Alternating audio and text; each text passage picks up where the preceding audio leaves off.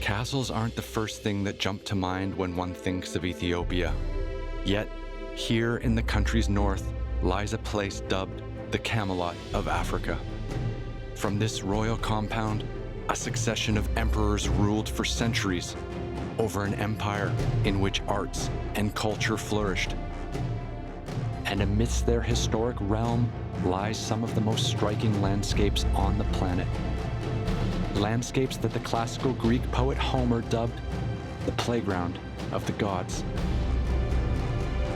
Today, a national park protects some of this region, and this is where we now set forth to experience the rare wildlife and jaw-dropping splendor of the Simeon Mountains in this episode of Extreme Treks.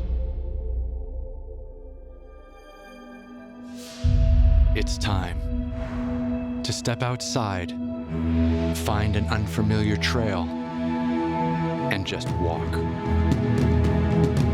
Over mountains, echoing our footsteps. And it's just wild. Along valleys that lead us deeper.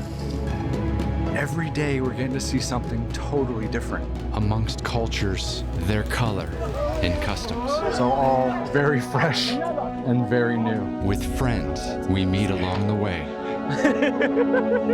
Weathering the elements that shape all. To look out at the world and find it looking back.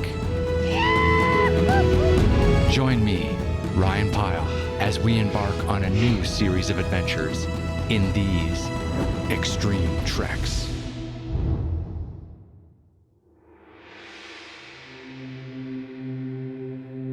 Through these hills in northern Ethiopia, an emperor once traveled in search of a place to found his capital. Legend has it that a buffalo led this emperor, a descendant of the great King Solomon, to a pool of water where he met an old hermit.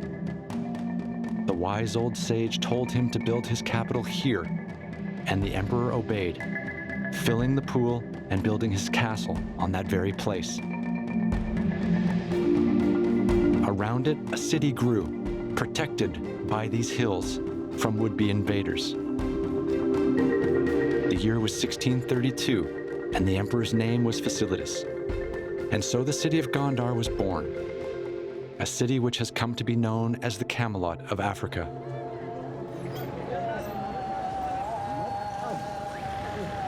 Today, the city of Gondar remains one of the largest in Ethiopia, and we've arrived here to get our feet on the ground before heading further north to explore the Simeon Mountains.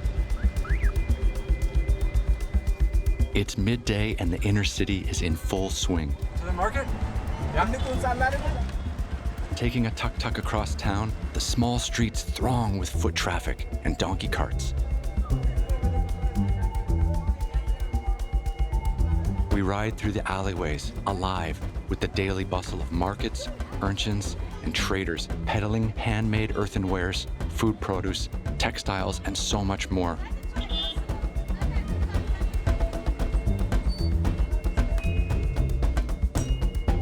Sounds, smells, and colors surround us as we make our way through these market streets, which have known the buzz of trade for centuries.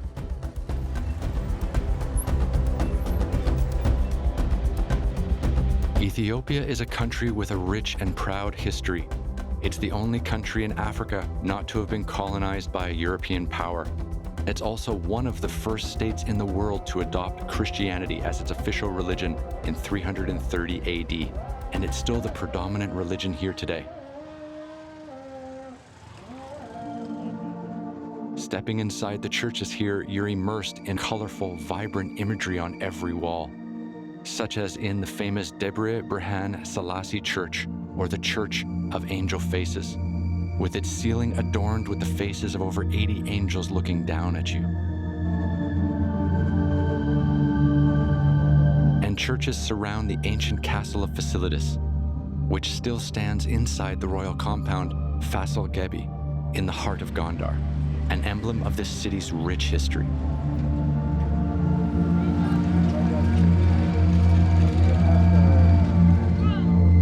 And to wander through this compound today is like looking back through the passage of time into another world. Walls of stone masonry rise to crenellated parapets, archways and towers in various states of disrepair, and examples of architectural fusion between Indian and Portuguese, Moorish and Axumite influences unique in the Abyssinian world. And standing like a jewel in Faisal Gebi's crown, the ancient castle of the Emperor Fasilides.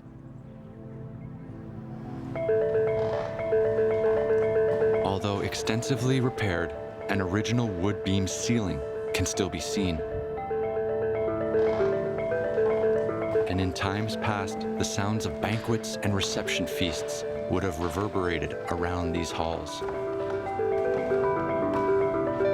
Continuing up to Fasilides' prayer rooms, windows open out to views of the 4 churches he built around the royal compound. This is the emperor's castle, and it was built by Fasilides, who was really the first emperor of the kingdom of Gondar here in northern Ethiopia. And it was built in the kind of mid-1600s. And I've just been walking around exploring all afternoon, and it is incredible. The compound embodies so much of Gondar's history. We spoke to castle guide Kafale Imagnu to learn more. This is Ethiopian castle, actually, yeah. All the things that we will see made mainly 3 materials when they built, like basalt stone, volcanic stone, and the stone held together by limestone mortar, and the wood called black wood or tropical wood. So they use 3 materials to build all the things. Actually, this compound having 6 castles built by each emperor. For example, when the first emperor Fasilides died, his son came forward and he built his own castle. In addition to the 6 castles, we have also an archive, the first library of Ethiopia, built by Emperor Fasilides. In addition to these 6 castles, also we have sauna bath like hammam. We have Black Abyssinian lion in the previous period in this compound, just as a symbol of power. And there is a cage for a lion cages. I find myself imagining how life must have been here in its imperial heyday. Lions, symbolic of regal power, roamed freely within the compound walls. Apparently, there were no incidents of human death by lion tooth or claw, which echoes the Gondar period's reputation as one of relative peace and of a flourishing of art and culture. It is surreal being here in northern Ethiopia, looking at all of this stuff, looking at the first library of Ethiopia, and kind of understanding the proud history of this region. And yeah, it's my first time here, and what can I say? I'm loving it. But like every adventure, look, we're in the city, we've got our comforts around us, but we're heading up into the mountains. So tomorrow we're going to be leaving Gondar and heading to the Simeon Mountains for a week-long trek through what is supposed to be some of the most epic landscape that this part of Africa has to offer. We head across town to the center for the Simeon Mountain National Park tours, from where we'll travel by car to the trailhead for our upcoming trek.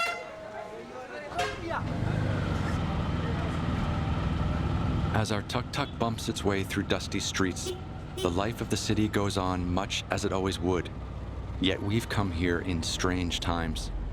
Before arriving in Ethiopia, word of a new disease had been spreading to different places around the world. There have been many times in our expeditions where we've ventured into potentially dangerous situations, yet we've always known how to prepare for them. Climbing a mountain, you learn the dangers of the altitude and the cold. Crossing deserts, we take provisions for the dry, lifeless expanse we'll be entering. Arriving here, at this time, we're really venturing into the unknown. And yet, heading for the hills and the less populated region of the Simeon Mountains is a calculated risk we're willing to take. From Gondar, we now travel by car towards the Simeon Mountains National Park, where we will meet our guide and set out on our trek. Our plan is to travel from there by foot for the next week, walking through some of the most spectacular landscapes to be found in northern Ethiopia, surrounded by giant canyons and ridgetop escarpments. We'll walk high-altitude plateaus rising to more than 4,000 meters above sea level, summiting peaks and journeying through protected wildlife before heading out of the national park and back to Gondar.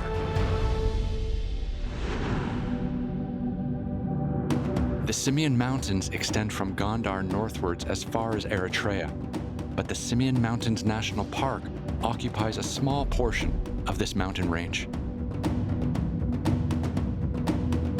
The road gradually ascends as we near the national park, and the landscape grows in size around us.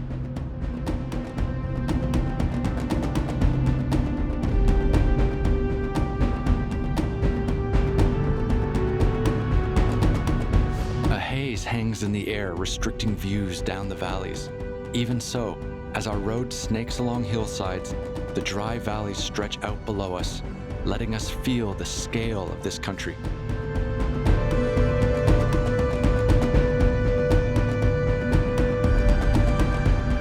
After a couple hours drive, our vehicle pulls over and we are greeted by the donkey team that our guide has organized for our upcoming trek. We meet the team and we begin transferring gear. A cook, his assistant, and a park scout will also accompany us. We're told this is standard practice here. What I wasn't so familiar with is that our park scout is sporting an assault rifle, and I wonder why that scene is necessary. But most importantly, here is where I meet Daoud Suleiman, our guide for this trek. Daoud. Hi. How you doing? Hi, Ryan. Nice to meet you. Great to finally meet you. How are you? I'm in Ethiopia. Yes, you are. You made it. I made it. Nice. So where are we exactly? In the northern parts of Ethiopia, in the Simeon Mountains National Park, one of the most beautiful national parks in the world. And we're up at quite a high altitude. We are around 3,550 meters above sea level. Yeah, it's pretty chilly. Windy? It's windy, breezy, sunny, a bit of both. So Simeon National Park, one of the most beautiful national parks in the world. I would say so. And we're just going to be walking through it. We are going through the mountains. We will see the most beautiful part of the national park along the way. So this national park is actually where you were from, right? You were born around here? I was born around here, just there. All right. This was my playground when I was a child. This was your playground. Yeah. So we're going to be walking through the place where you used to hang out when you were younger? We are. All right. Yes. I'm excited to be in Ethiopia. So am I. I'm excited to finally meet you. We've been talking about this for many months. Should we get started? Yes, please. All right. And with that, our trek begins. And walking together, there's plenty of time for Daoud and I to get to know each other.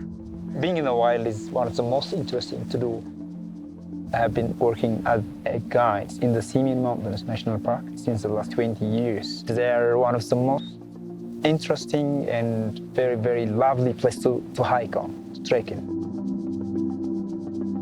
We follow a dry riverbed up a gentle rise in this barren land, stubbled with parched grass and scattered shrub. Eroded lines cut through the hillside, etching out pasture plots of years gone by, before the establishment of the Simeon Mountains National Park in 1969. Daoud remembers all of this firsthand. Daoud, my guide, he actually grew up in a village in this national park. Before it actually became a national park, there were villagers that lived in here and people who farmed the land and herded animals on the land. And now there's much, much, much less of that, and people have been relocated and things like that to preserve this epic nature that we're walking through. Looking out over this dry landscape, it's hard to imagine pasture plots and agriculture taking place here. Yet, the wet season rains transform this landscape into a lush ocean of rolling green. Behind us, our donkey team also set off. And as we walk on, I learn more of the memories that this landscape holds for Daoud. I'm totally drawn in, forgetting the hustle of the city we'd just come from. There is scant cell phone reception out here, and the concerns of the wider world grow fainter as our footsteps carry us slowly, higher, into these ancient mountains.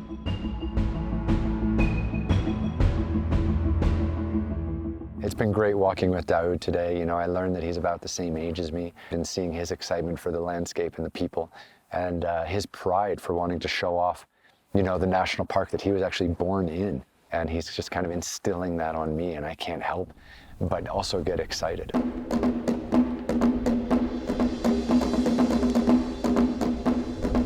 We pass some shepherds with their flocks, but grazing within this area is restricted, and for the most part we don't see anyone as we make our way higher, the shallow valley fading into the haze behind us.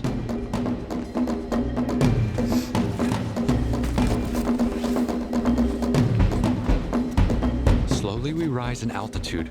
We begin to enter amongst new flora. Our trail weaves between flowers and trees of different kinds, some of them quite striking. However, the colors surrounding us are somewhat muted by the haze which has hung over Ethiopia since we arrived.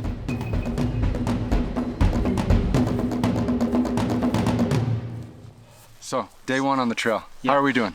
Very nice, Yeah? interesting. Looking forward to having the rest of the days. Yeah? It's much more beautiful than I thought, actually. It gets more and more beautiful. The more we travel, the more we hike. Now it's a little dusty It in is. the air. Where's that coming from? I heard on the TV that it came from Sudan and Egypt. Okay. And as a result, the dust came over to Ethiopia. So it's like a dust storm. I think so. I Yeah. think so. And now it's sitting on top of the Simeon Mountains. Yes. Wow. But what I heard was the dust came from Sudan and Okay. Egypt. Because you were here last week Yes, I was. and it was clear. Absolutely clear. I think it's getting really tough. It's going away. Okay. Cheers, man. We're doing it. Yes, we are.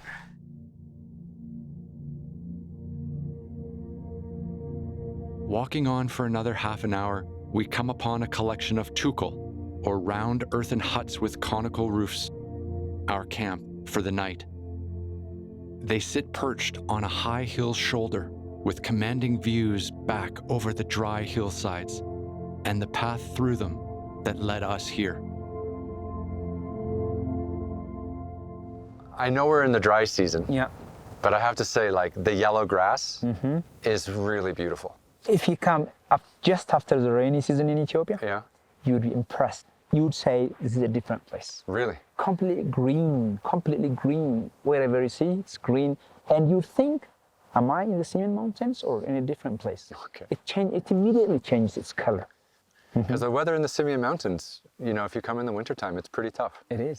The sun keeps you warm. Yeah, it does. And that's what's beautiful. And Once the sun is behind the cloud, Yeah. it gets colder. It's cold, but still enjoyable in a different way. At more than 3,000 meters above sea level, the camp is situated in quite an exposed environment, and our team begin to don cowls and shawls in order to stay warm. We sit together enjoying the view and the end of day sunshine. You can see the other campsites on the other side, Yeah. on the skyline. So those are other routes over there? We aren't the only ones with a lookout over these commanding views. A thick-billed raven, endemic to the Simeon Mountains, also keeps a close eye on us. The thick-billed raven is one of the largest raven in the world, with an average body length of over 60 centimeters and a body weight of well over a kilo. And with its formidable beak, for which it gets its name, these inquisitive birds are quite imposing.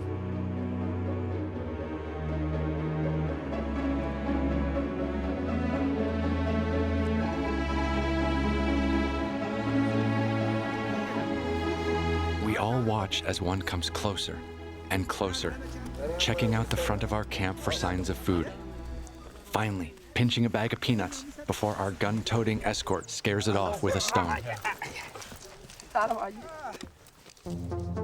Daoud has assembled a great team to travel with us, and although we don't share too much by way of common language, there's a cheerful mood about the camp. Curious about our scout, I asked why it's necessary to be accompanied by one, and why it's necessary for them to carry a gun. The reason why every tourist is bringing a scout is the park authority wants the local people to be benefit from the tourism industry, and so that they can develop awareness towards the ecosystem, the nature, Right. and therefore they can protect it Right. without having hundreds or thousands of scouts who are officially employed. Right. So that it's a kind of developing awareness Okay. into the local community why the park is important. But why all the AK-47s? It's because if something wrong happens, Right. they can enforce the law because they are officially given the gun. Okay. For example, if we find somebody cutting a tree Okay. or killing a wildlife, Right. they can enforce the law. They can bring him into before the law. Okay. So that But we need guns for that. somebody must have there with a gun. Okay. And also, during the night when people are camping in the middle of nowhere, they sit near the tents and protect the tourists. That's good. It does mean that there are some problem. Right. Just to make sure that they are on the safe side. Yeah.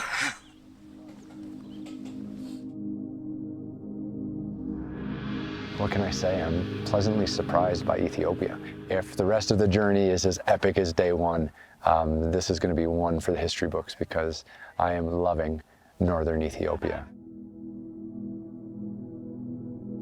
As the sun slowly sinks through the haze-covered horizon, we move inside and take rest for our first night in the Simeon Mountains.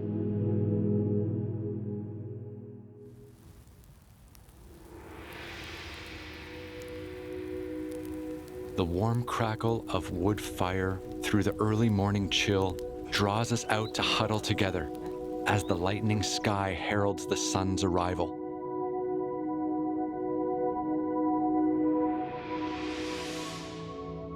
Long, early morning sun-thrown shadows reveal the contours of the land.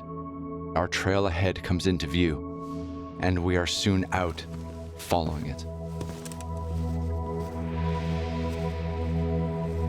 This morning continues yesterday's slow climb through an ever more striking landscape, through grass and giant lobelia, a plant native to this region, which lives for up to 20 years, growing up to 10 meters tall, before flowering once and then dying.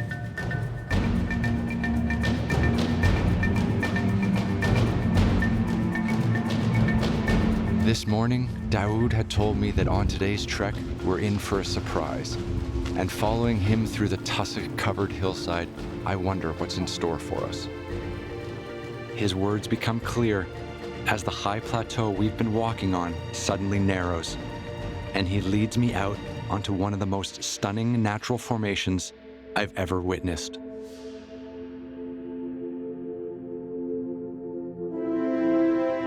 The land beside us drops away, and it seems we're walking on a promontory out into the abyss.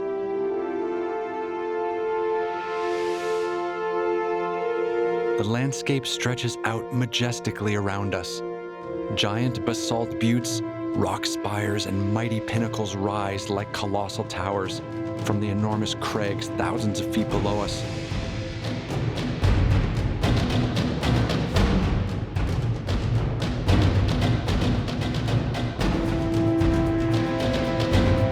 Sharp ridges, crimped, as if by some titan's hand, run down into canyons which fold one after the next off into a haze of lost horizons. Standing here, it's easy to see why the Greek poet Homer called this place the playground of the gods. It feels like the meeting place of two worlds, the rolling open highlands above and the canyon lands beneath.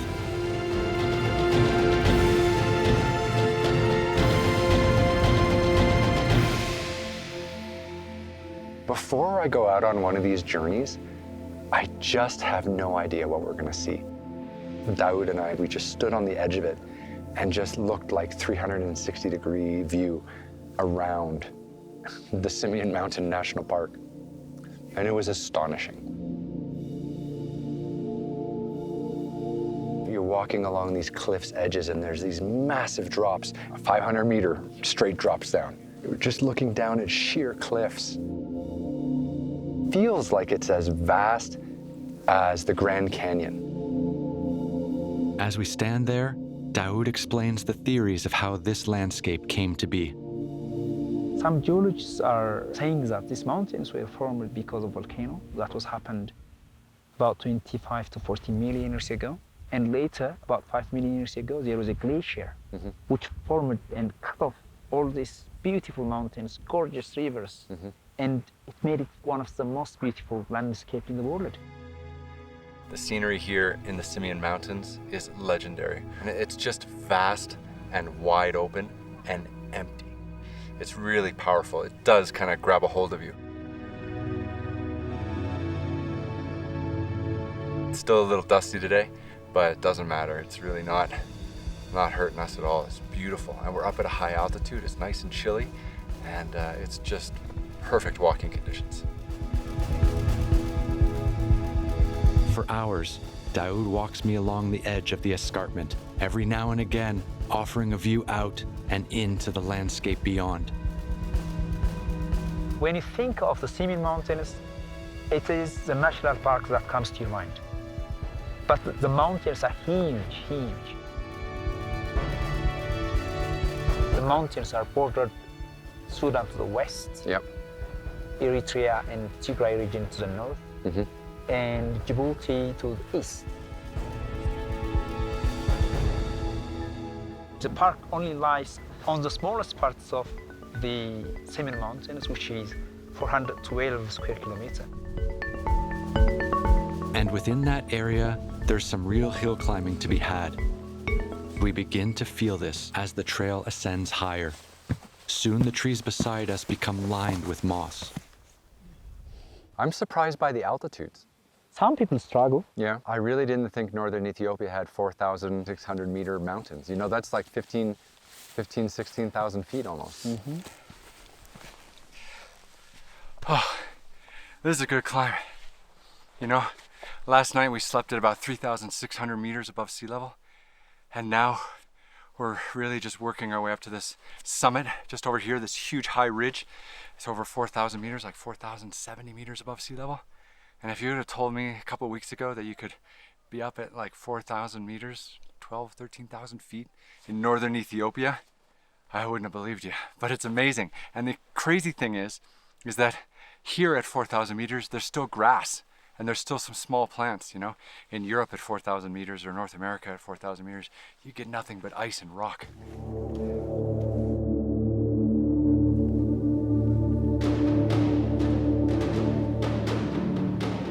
The landscape is so stunning and it's so vast and I feel so small. It's just humbling. And then to see Daoud just so excited at every turn to show me some of the beautiful flora and fauna. Just to feel that energy from him. And he's done this, you know, thousands of times. I was born up in the center of the national park called Gij, the campsite where we spent the first night. So what did your mother and father do? They used to be farmers up in the village. What kind of farming did your parents do?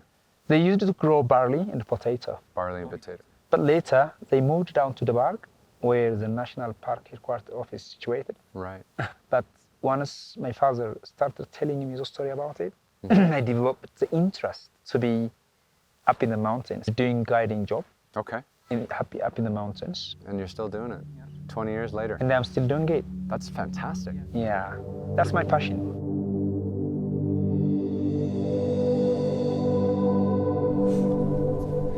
So we've made it to our high pass for the day. We're up at about 4,070 meters above sea level. It's about 12 or 13,000 feet.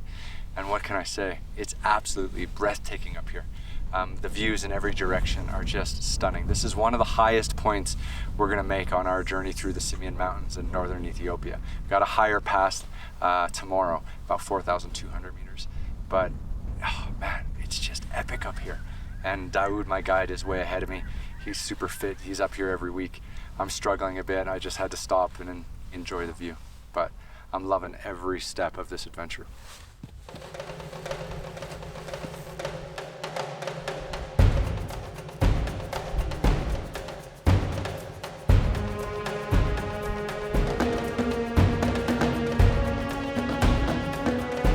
In the mid-afternoon, we begin our descent off the Alpine Plateau, and before long, the escarpment cliffs are towering above us.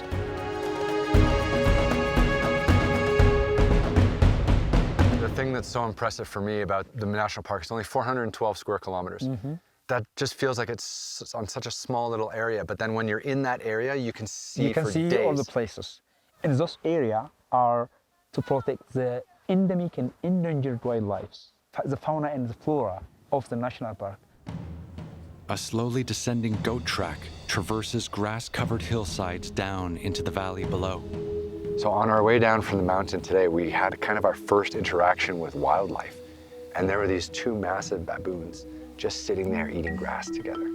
When we had the chance to kind of get a little close and just observe them in their natural environment. They were like right on the trekking trail. And that's really special because, you know, that means that this part of the Simeon Mountains is protected and that animals aren't afraid of humans at all. And that's pretty special. Gelada baboons are sometimes known as bleeding heart monkeys because of the red patch on their chest, and they're only found here in the Ethiopian Highlands. Gelada live to about 15 years of age and spend much of their days foraging in the grasslands. They have complex social structures with smaller reproductive units, sometimes joining into bands or larger herds. And as with many primate species, grooming reinforces social bonds.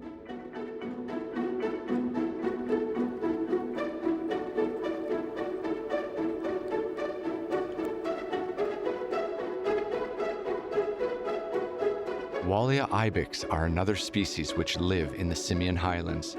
Poaching and habitat loss in times past decimated their numbers, and only about 500 now remain. Most of these living in the Simeon Mountains National Park, where they're given protection.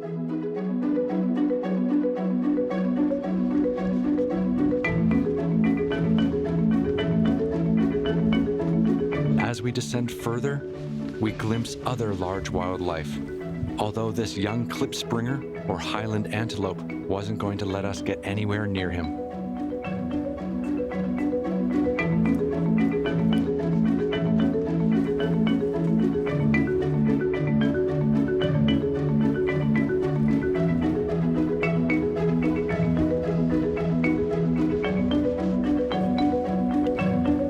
Today, I think I walked through like the most beautiful landscape I've ever walked through in my entire life.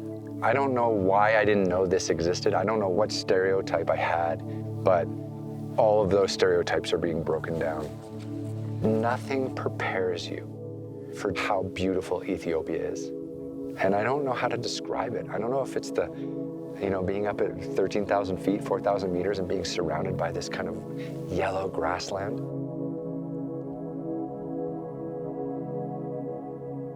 I have no idea what we're gonna do tomorrow. Daoud, my guide, he just said we're going up another mountain and down the other side to another village. And I'm just following him every day. I mean, why would I not follow him every day? He just keeps bringing me into more epic, beautiful landscape. Relaxing after our day's walk, the world beyond these hills, all the chaos, care, and concern seem almost like a distant memory. Life here brings you into its natural rhythm. And as the sun goes down, we take rest, knowing that tomorrow we'll be heading out for the highest peak on our trek so far. There's something really valuable about just spending time out in nature. Sleeping in a tent, going to bed and seeing the stars, and waking up and having it just be a little cold, and then feeling the earth like warm up. I cannot stress how wonderful it is to wake up in a tent every morning and just walk. How cleansing that is for mind, body, and soul, to leave the struggles of the world behind and just walk every day for 20 kilometers up and down mountains in beautiful Ethiopia.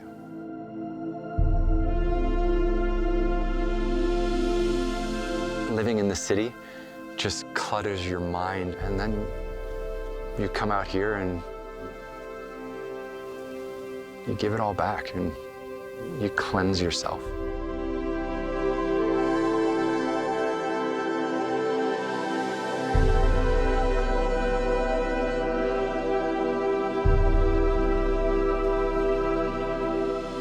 So this trek here in the Simeon Mountains, is a visual masterpiece. And the reason I think why it's so beautiful is just because we're just surrounded by huge drops and huge cliffs and huge canyons.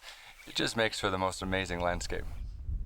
As inhospitable as these cliff faces appear, for some, they also afford protection.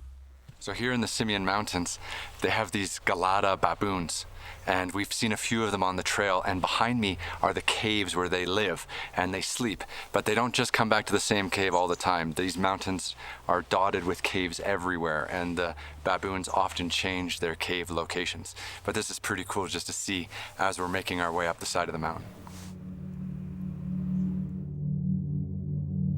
Occasionally, a trail leads us alongside a road which cut up these hillsides. But this is rugged, high-altitude terrain, and navigating these roads in bad conditions can lead to unfortunate outcomes.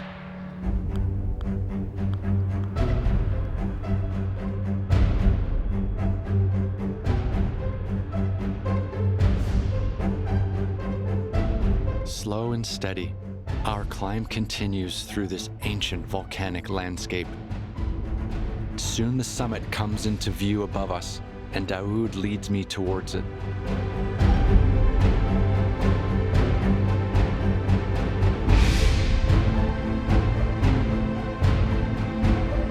And as we make our final few steps towards the peak, the full panorama of the national park opens up to us, and the craggy ridgeline we stand atop runs off to one side like a giant lizard's tail.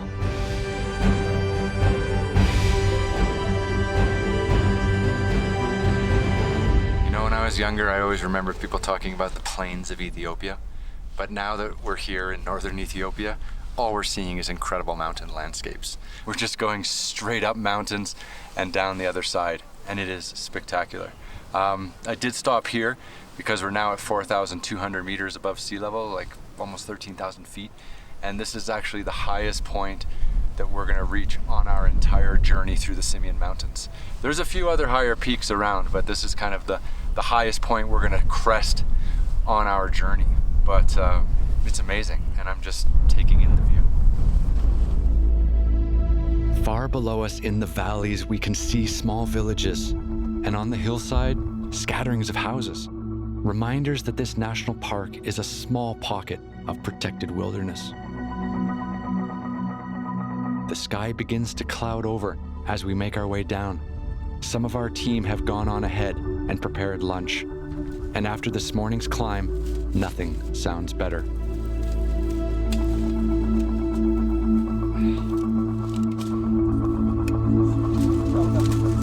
So we've come out of the high mountains, and now we're at a little bit lower altitude, and it's time for lunch. Thank you, Daoud.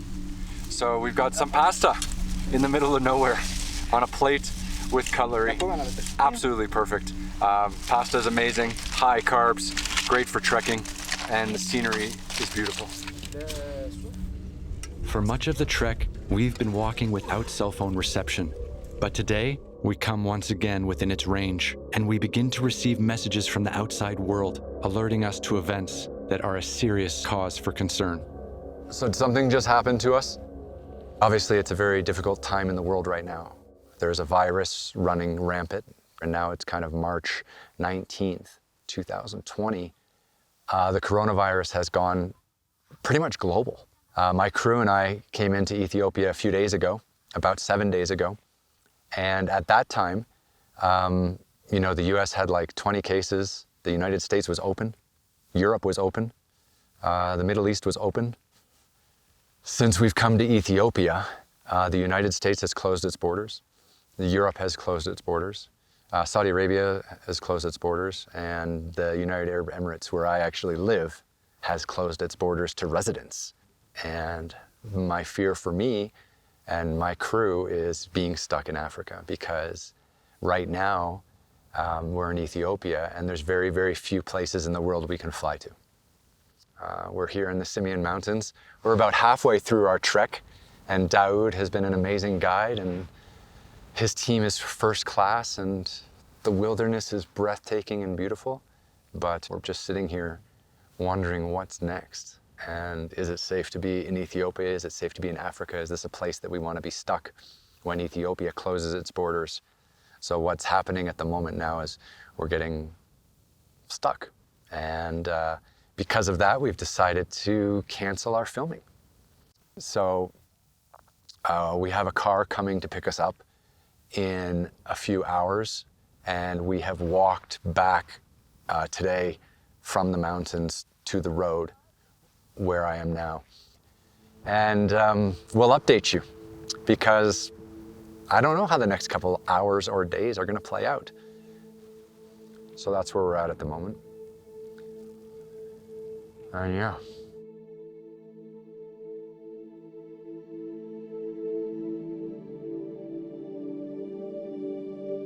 For the past week, we've been completely absorbed in the experience here, these landscapes, and sharing the company of these people.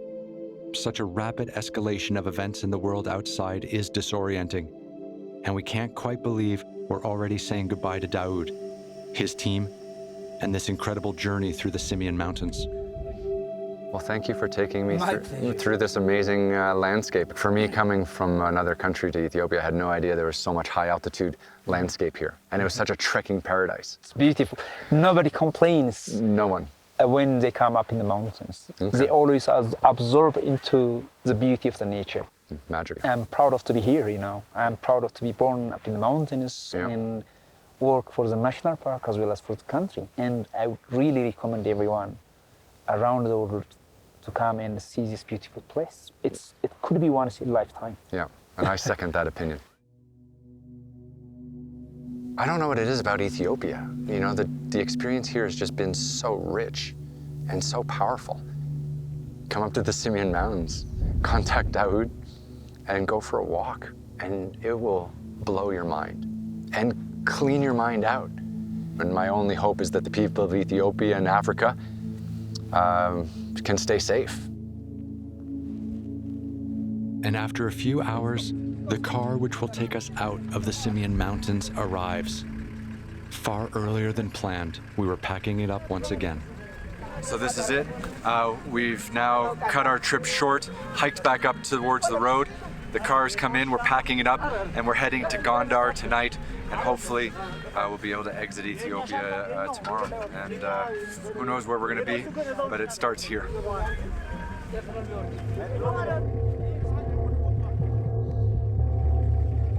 All too soon, we're saying our goodbyes and beginning our drive out of the Simeon Mountains. As we drive on, more and more reports of different country border closures and air route closures reach us due to the spreading outbreak of this new coronavirus. We feel it's just a race against time now before Ethiopia closes its borders, and we aim to get out before that happens. Bound for where? We don't know. We drive on for some hours before finding a place to take a little rest. It's 5 o'clock in the morning. We just woke up and we are headed to the city of Gondar, which is where we can take our flight back to the capital, Addis Ababa, and then hopefully head out of Ethiopia. But one thing we did get this morning was a text message from the Canadian government saying there are reports regarding a rise in anti-foreigner sentiment revolving the announcement of the COVID-19 in Ethiopia. Incidents of harassment and assault have been reported in the capital and throughout the country. So that's not the best news to wake up to this morning. But it's early and we've got a pretty long drive, so hopefully that'll go smoothly and we'll see how the day unfolds. After a couple more hours of driving, we're once again making our way through the city of Gondar, on our way to its airport, hopeful that flights will still be running. So here we are. We just arrived at the Gondar airport. It's been a long journey to get here, and hopefully the goal is to get on the plane, get to Addis Ababa, the capital, and then from there out into the world somewhere. But first things first, this flight has to take off. And on our way into Gondar, on our way into Ethiopia to do this shoot, this flight got canceled twice on us and we ended up having to drive, so it's not a sure thing. On the tarmac, we can see a plane arrive, which is a promising sign that flights are happening today. and we may be able to travel. Luckily, there were tickets available. So this is it. This is our plane that'll take us from Gondar back to Addis Ababa, the capital, and then from there hopefully to an international destination. I'm not 100% sure where I'm headed yet, but we'll have some time on the plane to figure that out.